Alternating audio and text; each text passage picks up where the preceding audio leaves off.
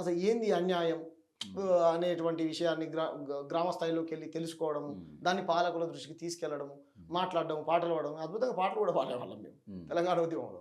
ఒక్క పాట అదే పాట ఉద్యమానికి సంబంధించి ఇప్పుడు జయరాజన్ ఇప్పుడు అదే బతుకమ్మను బతకలేనమ్మను తెలంగాణమ్మను బువ్వలేనమ్మను బతికి సచ్చే బాధ మాకున్నది బతుకు మారుతే చూడాల నాశున్నది బతుకమ్మను బతకలేనమ్మను తెలంగాణమ్మను బువ్వలేనమ్మను అనేటువంటి పాట జయరాజన అప్పుడే చేశాడు.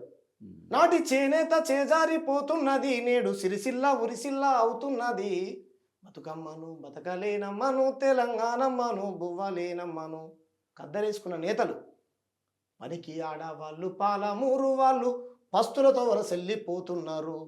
ఎండిపోయిన రొమ్ము కెగబడ్డ బిడ్డల్ని ఓదార్చలేని తల్లి నవ్వుతున్నారా బతుకమ్మను బతకలేనమ్మను తెలంగాణమ్మను బువ్వలేనమ్మను.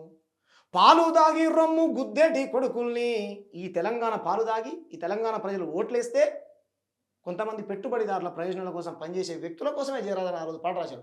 పాలు దాగు రొమ్మి గుద్దేటి కొడుకుల్ని పాతరయ్యాలనిపిస్తున్నది బతుకమ్మను బతకలేనమ్మను తెలంగాణమ్మను బువ్వలేనమ్మను. మీరు అన్నారు కదా, నెత్తురు వారందెన్నడో నా తెలంగాణ పల్లెలో, నేలకు రాలందెన్నడో నా తెలంగాణ జిల్లలో, మట్టి పెడ్డలతో పెట్టిన గోడలు గూనె పెంకతో అల్లిన గుడిసెలు, పల్లెకు నడుమ పోలీసు టానలు పొగరు బట్టిన దొరల గడియలు, మిరుగుడు మెరిసిన నేరమే నా తెలంగాణ పల్లెలో, మీసం మొలిసిన నేరమే నా తెలంగాణ పల్లెలో.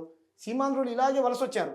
ఆవు బర్రెతో ఊళ్ళోకొచ్చి బామగారితో ఓటలు నడిపి భూములు జాగలు లీజుకు బొంది సర్కారండుత సేద్యం చేసి పచ్చళ్ళమ్ముతూ వచ్చారో నా తెలంగాణ పల్లెకు, పాలకులై కూసున్నారు నా తెలంగాణ జిల్లాలో అని ఇండైరెక్ట్గా రామోజీరావుని అంటే 1000 నాగలు పెట్టి దున్నిస్తానాడు కేసీఆర్. 60 ఏళ్ళు ఈ విధంగా దోసుకు అయినా సరే అరే ఆంధ్ర అన్నలు కదా ఈ ఉద్యమాన్ని న్యాయమైన పోరాటం వాళ్ళది ఇచ్చేయండి అని చెప్పింది. ఆ సాంఘిక న్యాయం జరిగింది. ఫైనల్గా తెలంగాణ ఆవిష్కృతమైంది 2014లో. అసలైన తొలి వెలుగు. ఫాలో వాట్సాప్ @తొలి వెలుగు అఫీషియల్.